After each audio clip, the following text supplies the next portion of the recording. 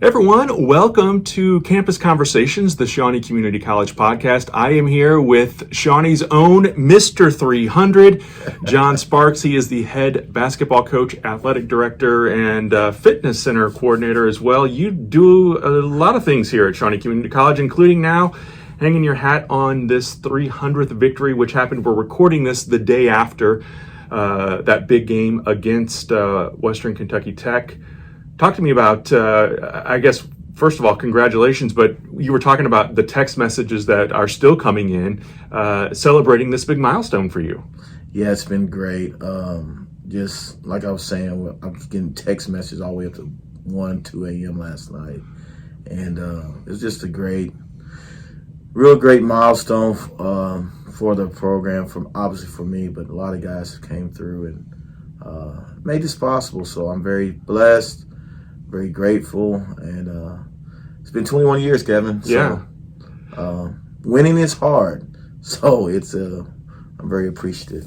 You were very humble in your comments to the guys in the locker room. I was fortunate enough to go back there and hear you talk, and you really, last night or Wednesday night's game, special circumstances. We had a moment of silence for Graham Hausman, a young boy who lives in this area who recently passed away from a battle with cancer.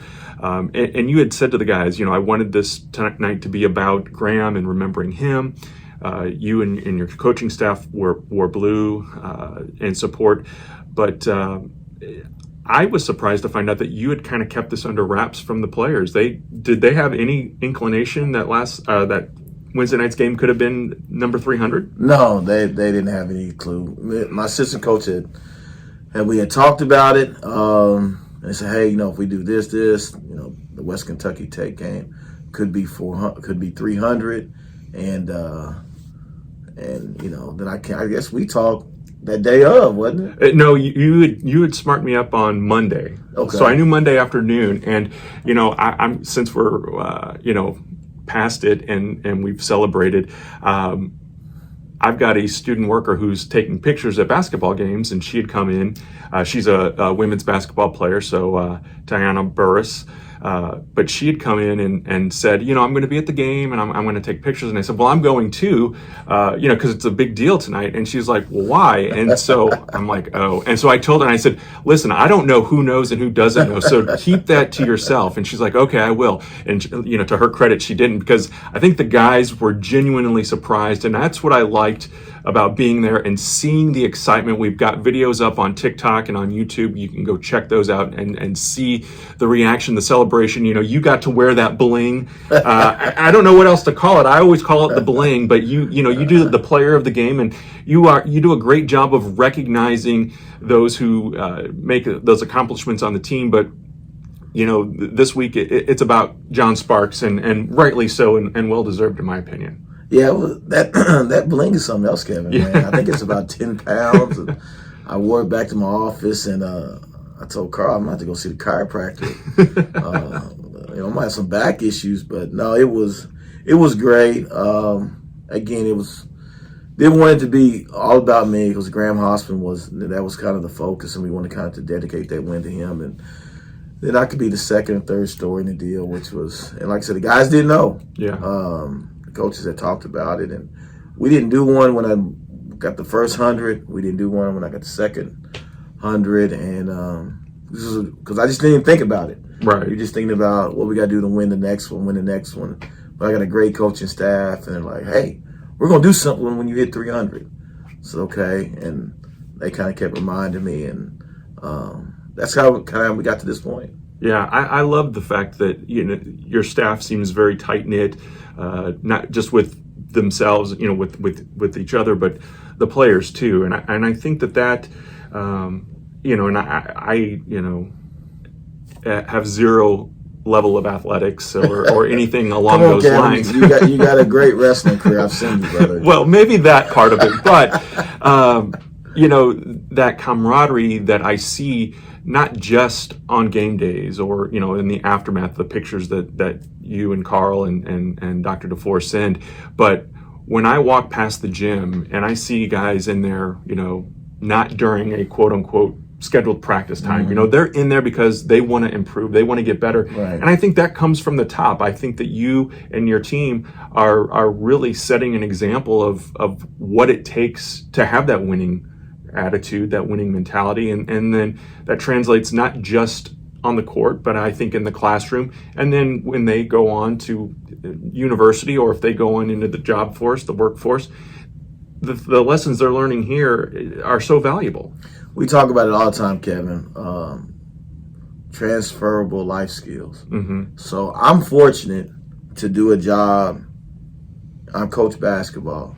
I mean, I run a fitness center, I do some other things, but at 2 o'clock, I coach basketball. Yeah. I get to do what I love. So we're obviously very passionate about it. Well, I tell our guys, if you love this thing, this is what you gotta do, man. You spend time, and it's not for everybody. Because a lot of people tell me, I love to play basketball, but to spend the hours these guys spend in there on their off times and asking, coaches come in and get extra work in.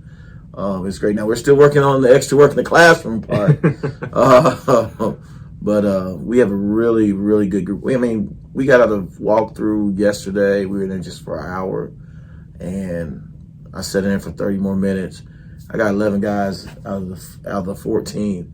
I hung around to get up shots, get extra workout in. I'm like, I don't know how good we're going to be, but we're going to have a chance because we got the right type of guys. We have the word is culture. We have a good culture of guys. They want to work, they want to compete, they want to get better. So, well, you're 4-0. You're 4-0, so you're off to a good start. I'll take it, Kevin. I'll take 4.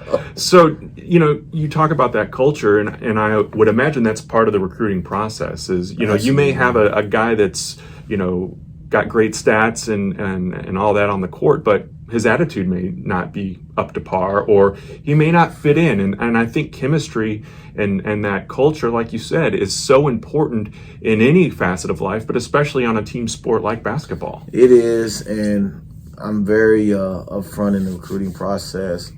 I'm not for everybody, and everybody's not for me. There's certain things I can coach, and there's certain things I can't coach. And being in this as long as I've been in it, I've learned that. I don't, some guys I can't coach. I don't recruit those guys. There's things we don't deal with. I don't deal with parents that are overly involved. We just don't deal with those things. You see the what we're in now. Everybody's transferring. I'm not playing enough. I don't get to shoot enough. And they transfer. They quit. That's where we're at now. So we try to identify guys that obviously will go to class, can do college work, understand that this is twofold. You have to be a student and the athlete, not just athlete. And we really try to target those type of guys. Now, sometimes it works out better than other times, but we've been pretty successful in the last few years of targeting the right individuals that want to come in and work. And generally, when those guys leave here and they go on to their next institution, you don't see them quitting because they're not playing enough or not shooting enough or they don't like the role. They tough it out because that's kind of the culture they came from here. And the culture we recruit. I mean, we recruit high schools. And like, hey, you always get a kid from this high school because I know that coach. I know the culture they come from, and it kind of fits into our culture. So we just try to get the right people. 21 years here at Shawnee College as head coach. What has changed the most, do you think, with the students? Because there's obviously a big transition. I had a professor in college that used to say, what's the difference between a high school senior and a college freshman? 3 months. So there's obviously that mindset of college ball is not the same as high school ball. And university ball, I would imagine, is on a different level than what JUCO is. So what, though, have you seen as the changes? Is it the attitudes? Is it the, how are students today versus how they were 20 years ago when you were recruiting? Everything's changed. You have the NIL deal. You have the pro contracts, whether it's overseas. You have the emergence of AAU being a big major business. It's so many things that influence the kids which changed it. It's a microwave society. So it's like, you don't come in as a freshman, I'm gonna wait my turn to learn behind the older guys. They want to start and they want to do great things immediately. They want instant gratification, not necessarily work for it. Yeah. Back in the day, you had Michael Jordan, those guys that, they played a role on the team, but they don't, that's hard now. Everybody wants to, and we talk about when we scout and play some of the opponents we play, everybody wants to shoot the ball every time they get it. They want to be able to take whatever shot they want to take, whatever shot they want to take, whenever they want to take it. Nobody wants to play a role. If you say your role is a rebounder, well, they think you're kind of diminishing their talent, but you don't think I'm good. Yeah. And that's not the case. I always use the example of, especially with this team, of the Golden State Warriors. I said Draymond Green's a really good player. He's a max contract guy. Kevin Looney's a great NBA player. Okay, but at the end of the game, the last 7 shots, it's going to be Steph Curry and Klay Thompson. Okay, they're shooting all the shots. Right. That does not mean that those other guys are not good, but that says these guys are the best at shooting threes and scoring. So they're going to let those guys shoot the majority of the shots. That's not a knock on those other guys. So trying to get guys to understand their roles, because you have a role. You're going to play a role wherever you're at. Just be a star in your role. I work at Shawnee College, I have a role. You work here at Shawnee College, you have a role. You're not, and just be a star in what you do. Try to be the best at that. And there's value in that. Sure. To be invested in what you're doing.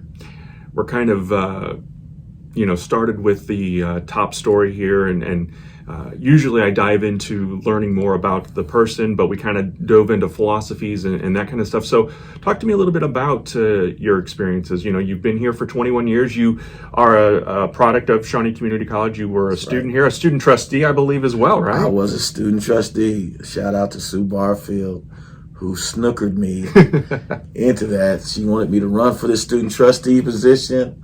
I didn't want to do it. And no, you run. You'll be good. So I said, I'll do it. There's no way I'll win. And somehow I won. And it was a great experience. I'm glad that's the thing about Shawnee College and community colleges. It's a place to get out of your comfort zone. And sometimes as coaches, advisors, instructors, and teachers, these students need a nudge. Yeah. And sometimes I'm accused of being a little aggressive with my nudge. Yeah. But we want you out of that comfort zone. Yeah. You can't grow, you can't flourish if you stay in that same, this is comfortable, and I don't like public speaking, or you got to get them out of that comfort zone. So we try to put our guys on and off the floor in positions where they get outside their comfort zone. Whether we're doing reading at the elementary school with kids, and for guys that, I remember we had Big Jay Harvey, and Jay Harvey doesn't talk. Well, Jay, we're going to elementary school today, and Jay's 6'9", 260. I think he's still playing in Mexico. And I said, Jay, we're going to the Cypress Elementary, and you're going to read to third graders. And they think he's Shaquille O'Neal or something because he's so big. Right. And Jay goes in there, he's a rock star. Well, he grew up that day. I mean, that was a great experience for him. Yeah. And I selected him because I wanted to put him in a situation that was uncomfortable for him, but I knew he could be successful. But he needed a little push and some encouragement. And he's obviously went on to do great things. Went to Florida Atlantic and South Dakota State, and playing professionally, has a family. So he talks now, and that's the advantage of being in the place like Shawnee College. Just a chance to push these guys and get outside your comfort zone and see what you really can become. Did you play ball at Shawnee College? I did not. I regret. That's probably one of my regrets. Did you play in high school? I played in high school at Massac County, right? I played up to my sophomore year. My best sport was football. Okay. Something about Southern Illinois, they don't let you touch people. I was always in foul trouble, Kevin. But on football, I could touch everybody and it was rewarded, so I really liked that. But just real quick, I came here to Shawnee College, and I tell this story to all my recruits. I didn't want to come here. Mm-hmm. I mean, I don't know how about 18-year-olds now, but they're kind of the same in some ways. Sure. At 18, my goal was to get out of my parents' house. Yeah. And I was playing. I was pretty good at football. I mean, I was good. I was captain. I mean, I wasn't All-American, none of that. But I was going to go to school in Chicago, Lake Forest. Yeah. And I got a scholarship. Oh, okay. Okay. Chicago Bears training camps there. Went and visited. Oh, yes, this is where I want to be. Country boy from Southern Illinois. Never been away from home. I'm ready to move 6-7 hours away. Yeah. And I got a scholarship. And I did get a scholarship. But after the scholarship, it was still, I think it was $34,000 a year. Wow. And I still had to pay $17,000. Yeah. And we couldn't afford it. Yeah. So I came to Shawnee College. I had a computer science scholarship. And I'm in my infinite wisdom at 18, I thought that I could pass 20 hours in the fall, 20 in the spring. I could be out of Shawnee in a year. Yeah. Now, it's easy math, people. Yeah. You need 64 hours, okay? I took 21, and then I realized I'm going to be here another semester. Mm-hmm. And again, Miss Sue Barfield, you're right there to get your associate arts, but you only need another math class and another science class. You can have both degrees. Well, I don't like school like that, Miss Barfield. Well, you're so close. But then she understood me. Yeah. She said, but if you get this other degree, that'll make you more marketable and you can make more money. Well, now she's speaking my language. Yeah, there you go. At 18, there you 19. go. Yeah, of course. I like money. Yeah, of course. Yeah, I can make more of it. Okay, yeah, let's sign up. So I took, and it was biology. And nothing against science. I can't stand biology. Mm-hmm. I'm not good at it. But I did it. I watched test tubes. I got extra credit. I studied more than I've ever studied. I actually got an A in the class. Okay. I earned an A. There you go. But that's how, that's kind of my road here when I got to Shawnee College. And I didn't want to be here, but it ended up being a really great thing. And then obviously I left here and went to Southern Illinois and trying to find my way, like all the students are at that age. And I was going into computer science, again, because of the money. Mm-hmm. Guys come and said, what are you good at? I said, computers. What do you want to do? I want to make a lot of money. Well, here's computer science, 6 figures. Ooh, sign me up. Well, that's not how you attack a career. Right. But when you're 18, 19, you don't know any different. Exactly. I get my first computer science class.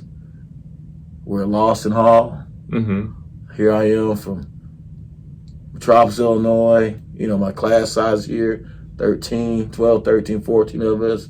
I'm taking computer science here. I can knock it out in half an hour because I'm kind of good. Yeah. I'm not great. I'm not bragging. I'm just saying I'm just kind of good with the little stuff. And that was COBOL, Pascal, all that. It was hard code. I get up there, 300 students in the classroom. All them dudes do is computer 24/7. And I'm like, I know pretty quick. I might be out of my league. Yeah. Well, made it through the class. Next semester, I got to find out what do I want to do. I got to figure it out. I like fashion. I love to dress. So maybe I'll do fashion design. I've already said I like money, so then maybe I'll take a business class. And I took an educational class because my mother's a teacher, retired teacher, 34 plus years. So let me look at that. And then at some point, I volunteered to be a volunteer coach at Murfreesboro High School. Okay. So I would drive back and forth. My roommate was doing it at Carbondale. Why am I not going to go to Carbondale? He's already there. Well, what's next place? Murfreesboro. Yeah. So I go to Murfreesboro and do that. And I'm a full-time student. I don't miss a practice, ever.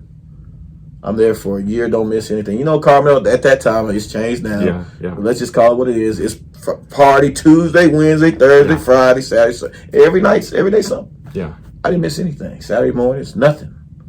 For a whole year. My second year over there, they gave me a job tutoring math. Mm. I can do that. Just to give me some extra money. And Sure. I mean, from there, I'm working UK camp, Tubby Smith. Took me forever to get into camp. They just won the national championship with Rick Pitino. Oh, yeah. This is what I'm talking about, getting outside your comfort zone and being persistent. If it's something you really want, and I made my mind up, at that point, after spending that time with Coach Murphy at Murfreesboro, I want to coach. Well, you didn't play in college. Got all these things against you. Yeah. And I said, I'm gonna do this, and I'm gonna get experience. I'm gonna work these summer camps, and I can't get in. They're full. Everybody wants to work UK camp. It's Kentucky. Yeah, sure. I'm calling every day. Every week I call at least 3 times trying to get on the list. I finally got on the list. I'm gonna move you up. You can work the last week. I said, absolutely, I'll take it. Rick Pitino leaves, goes to Boston Celtics. My guy, Mr. Leon Smith, that had me plugged in, goes to Boston Celtics. My name's off. I don't get into the camp, so I work local camps. Next year, I do it again. I finally get in to the camp. I work the camp. Well, let me go back. I'm going to the camp, right? I had a 1984 Monte Carlo Super Sport. Love that car, Kevin. I had it cleaned up the night before. I had backed it into the, we have a garage at back. I had backed it in there, and about 9 o'clock at night, I'm going to load it up. I'm going to leave about 6 in the morning, driving to Lexington. Yeah. Okay. I go out there, start the car. Oh, no. Click, click, click, click. Uh-oh. Click, click, click, click. Alternator went out. Oh, man. And I'm like, you got to be kidding me. This is the time period when I really had grew up and decided this is what I'm gonna do. Yeah. No, it's not even in an equation. Right. So I'm like, what are you gonna do? I said, well, I got $150 in my savings account. That's all I got, Kevin. Wow. Okay. I told my mom, I said, the car won't start, Well, what are you going to do? My dad, may he rest in peace. Well, I guess you're not going. I said, oh, no, I'm going. Yeah. I just need somebody to take me to Paducah to the bus station. I got $150, bus tickets, $90 or whatever it was at that time. I'll get there. How are you going to get back? Well, I'll get a check after I work camp. I'll use that check to buy my ticket back home. What are you going to do with the car? Car ain't going nowhere. I'll fix it when I get back. Right. I can't fix it tonight. It's 9 o'clock. Yeah. And I could change the alternator, but Kevin, that's not my thing. Right. No. I've done it, but I'm not a mechanic. Right. So, thought my mom and dad were going to have a divorce over that. She said, you can take my car, son. That was a problem. But I drove the Park Avenue down there. I worked camp. Mike Sutton was my contact. He ran the camp for Coach Tubby Smith. I worked that camp, man. It's kind of a hard camp, I guess, but I loved it. And at the end of the camp, Coach Sutton said, hey, great job. Here's your check. It's like $200, $225, whatever it was at that time. And he says, what are you doing next week? I said, man, cutting grass, you know, something like that. He's like, you want to work next week? I'm like, absolutely. Now I got my mother's car, Kevin. Okay, it's summer. She's off, but I got a car. Yeah, and I didn't ask anybody. I can work. I mean, do I have to get a hotel? He goes, no, we'll work it out. You can stay in the dorms, but you'll have to, you won't be in the cafeteria. You have to eat, do your own on the food. It's like, man, I only eat one. That time you just eat one meal a day. You're a college student. You can make it on that. Yeah. And I had a check, so I had a little money. Right. So, hey, Mom, hey, they asked me to work another week. I told them yes. Oh, no problem. So I know that was drama in my house. So I worked another week, and it was great. Came back and made a bunch of great contacts. First Division I coach we had on this campus, when I eventually got hired as head coach, was Mike Sutton, who was the head coach at Tennessee Tech. We didn't have any players. He just came to show support. And 21 years we've been rolling, man. Wow. Just connections and rolling and learning and just working. The thing that impresses me as we're sitting here talking and other conversations we've had is you rattle off former players and you know where they're at, what they're doing, what they've done to get to where they are today.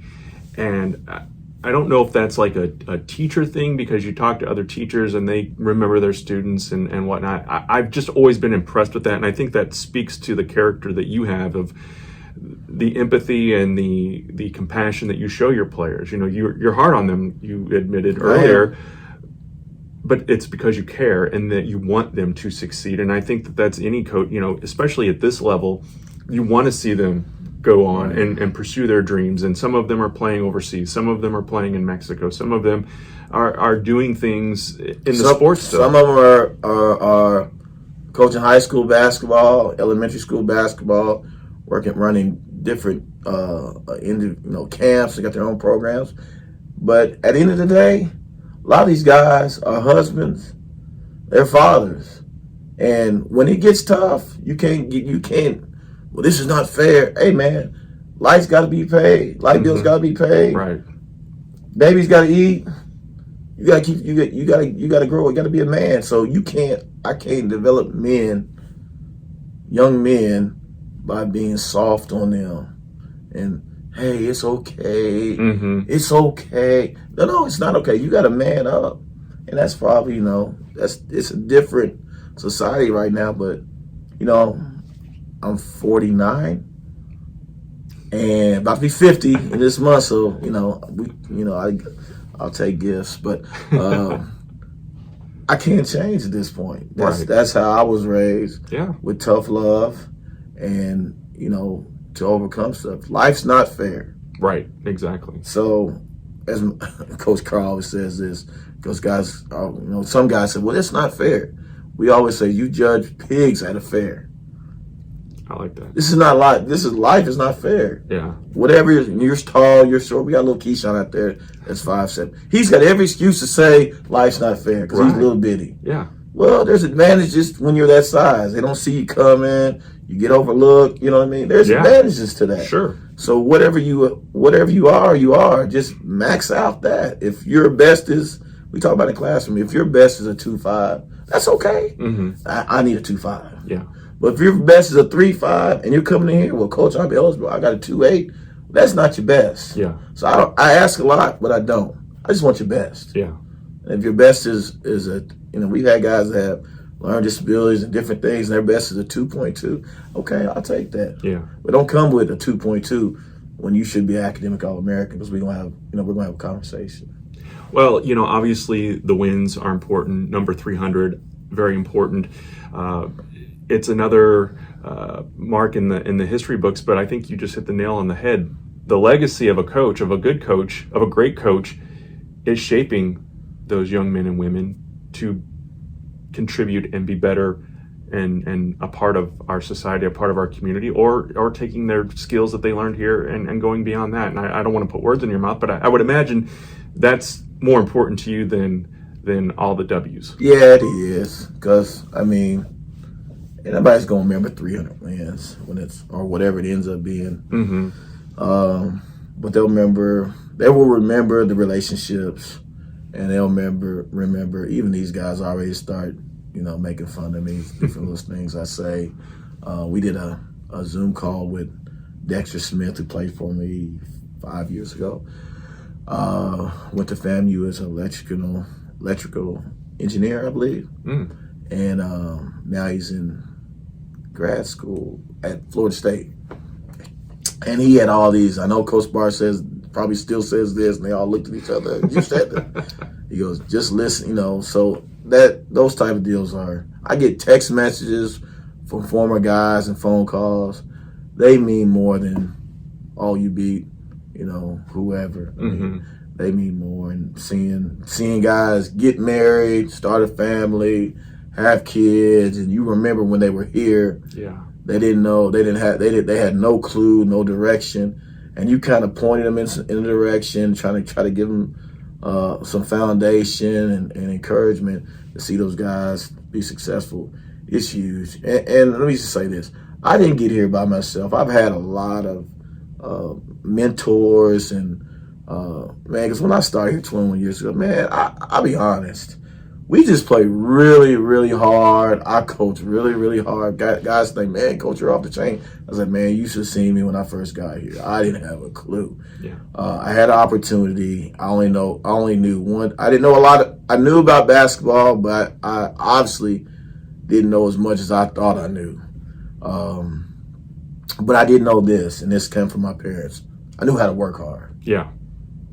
I do not. And I was going 150 miles an hour into a wall sometimes, but it wasn't like, man, coach should do this. Man, that dude is working hard. Yeah. The hours we put in, the time we put in. You might beat us, but you're not. Very seldom do I think somebody outworked me. Yeah. I mean, we played last night. I left here at 9:30. I already started on the next scout. Yeah. And a lot of coaches, oh, you're the head coach, you have your assistant. I can. Mm-hmm. But I want to touch it. I want to feel it. I want to see it. So I've had a lot of great mentors, and I'm not going to start naming because I'll forget somebody that have helped me along the way and have encouraged me when we weren't as successful. And a lot of people. I remember when I first took the job, I had a good friend of mine say, "Man, you're going to take that job at Shawnee?" I said, "Absolutely." And like, man, you'll never win there. Nobody ever wins there. You can't get any play. How are you gonna get players to come to Ullen? Yeah. I mean, it was just negative. Yeah. You got to get out of there. 5 years, you got to be out of there. And it's worked out okay. Yeah. I like a little more money, Kevin. We'll work on that. It's a few other things.